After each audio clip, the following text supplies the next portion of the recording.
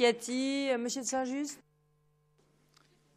D'abord, Madame la Présidente, je vous remercie de me donner la parole. Je voulais remercier Madame Gatti de parler de nous, comme le dit l'écriture, aux innocents les mains pleines, comme toujours.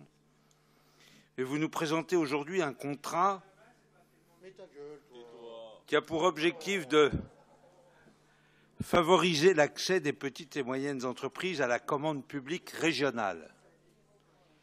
Mais dès le départ, vous ne manifestez pas clairement votre volonté politique et vos objectifs. On ne sait pas où vous voulez aller, alors qu'en réalité, il s'agit de favoriser l'accès des petites et moyennes entreprises franciliennes à l'exclusion des autres entreprises.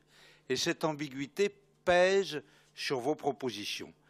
Vous voulez ainsi simplifier l'accès à la commande publique. C'est une bonne initiative, mais elle ne favorisera pas les entreprises franciliennes particulièrement.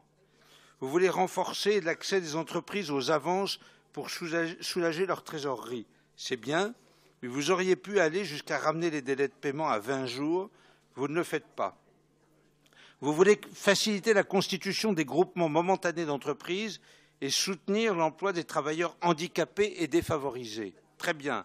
Mais encore une fois, cela ne favorisera pas particulièrement les entreprises franciliennes. Vous voulez lutter contre les fraudes au détachement des travailleurs. Or, le détachement des travailleurs en lui-même est une vaste fraude organisée par les textes européens et vous ne voulez pas en sortir.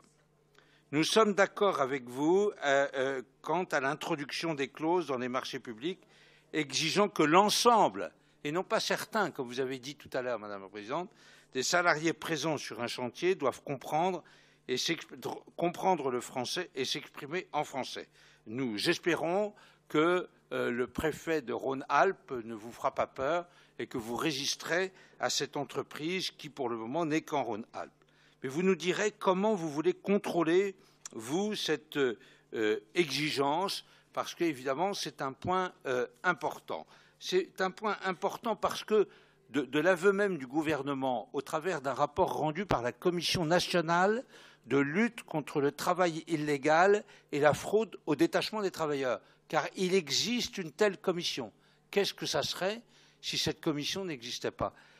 Au travers de ce rapport, on sait qu'en 2015, on a enregistré une augmentation de plus de 25% du nombre des travailleurs détachés en France. En définitive, votre rapport est un rapport appréciable, mais votre contrat est encore insuffisant pour instaurer une véritable préférence régionale.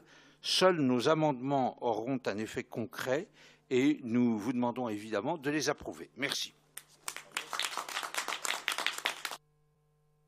Monsieur Vallerand de Saint-Just.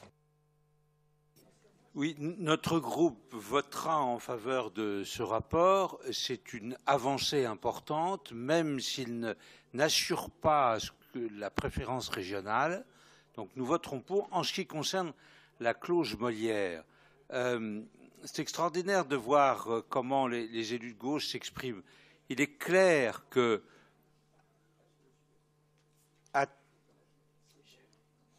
à travers cette clause Molière, en ce qui concerne les travailleurs étrangers et immigrés, on leur rend leur dignité.